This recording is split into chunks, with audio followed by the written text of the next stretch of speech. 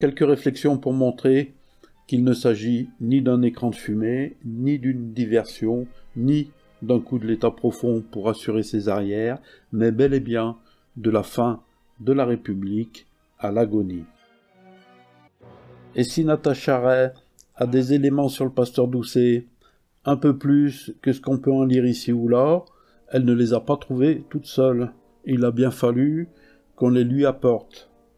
Natacha Ray n'opère pas toute seule, mais au service d'une organisation policière ou militaire, probablement militaire. Il n'y a pas qu'au château qu'ils sont en âge, mais dans tous les cercles du pouvoir. Tous les cercles du pouvoir. Et si aujourd'hui ils nous maintiennent dans la peur avec des mesures plus ridicules les unes que les autres, c'est bien qu'ils sont en train de se faire dessus. Ils sont aux abois.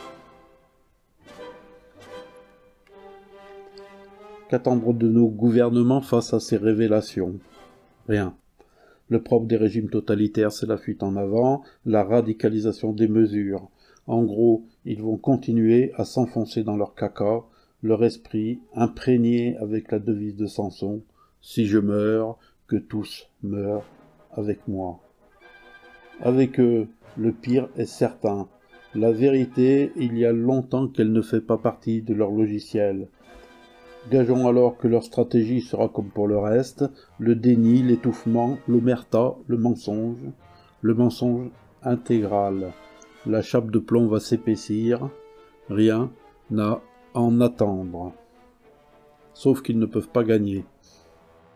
La Bible enseigne qu'aux heures propices, la divinité se manifeste sous les traits de Yahvé Sabaoth, le Dieu des armées. Dieu qui décide de la victoire et de la défaite, de qui vit et de qui meurt. Nous y sommes. Une affaire pareille met en cause la sécurité de l'État et les militaires, agents de l'État au service du peuple français, doivent prendre les rênes de ce navire à la dérive. Que les militaires constatent la faillite de ce régime, mettent en état d'arrestation les nuisibles, assurent la continuité de l'État et purgent la République de sa gangrène.